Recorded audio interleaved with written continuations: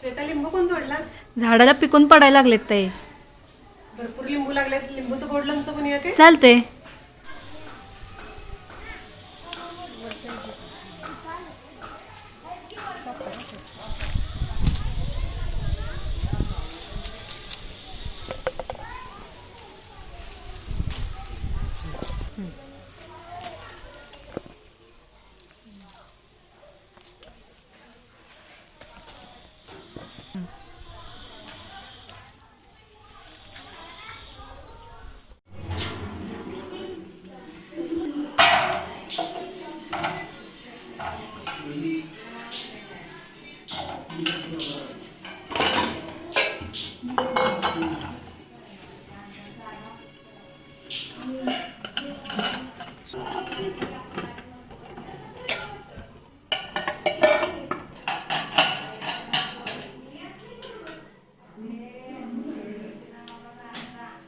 कुकरमध्ये मी खाली डबा मोकळा घातलाय, त्याच्यावरती 2 डब्यामध्ये लिंबू घातलेत आणि त्याच्यावरती पण झाकण घातले.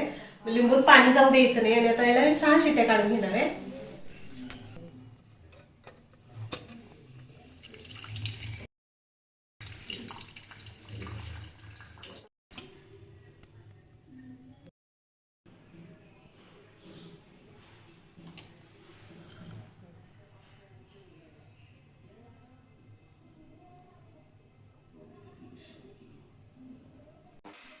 या शिजलेल्या लिंबूमधलं बी काढून घ्यायचं आणि एका लिंबूमध्ये 8 फोडी करून घ्यायच्या.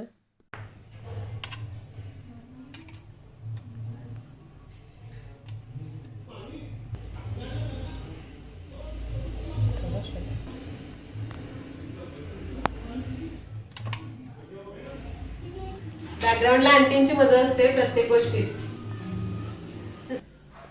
अशा फोडी तयार केल्या आहेत. या लिंबूच्या शिजलेल्या सगळ्या फोडी एका भांड्यामध्ये काढून घ्यायच्या.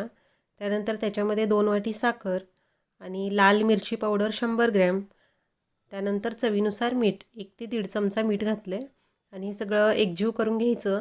आणि त्यानंतर रात्रभर भांडं तसंच झाकून ठेवायचं आणि दुसऱ्या दिवशी मग बरणीत भरून ठेवायचं. जसं लोणचं मुरत जाईल तसं तसं ह्याला टेस्ट येत जाते. आंबट, गोड, तिखट असं. तिखट आपण थोडंच वापरतो. हा गोड लोणचं तयार होतं. हे लोणचं आपण उपवासाला शाबूच्या खिचडीबरोबर खाऊ शकतो. त्यानंतर वरीच्या भाताबरोबरही छान लागतं आणि असंही आपण नेहमीच्या जेवणाबरोबर खाऊ शकतो. श्लोकला तर हे लोणचं इतकं आवडतं कारण गोड लोणचं त्याला खूप आवडतं आणि असंच प्लेटमध्ये घेऊन तो खात बसत असतो. आता इथे लिंबूचं आंबट, गोड, तिखट असं लोणचं रेडी झालं आहे आणि आता हे मी असंच झाकून ठेवणार आहे रात्रभर आणि सकाळी पुन्हा काचेच्या बरणीमध्ये स्टोअर करून ठेवणार आहे.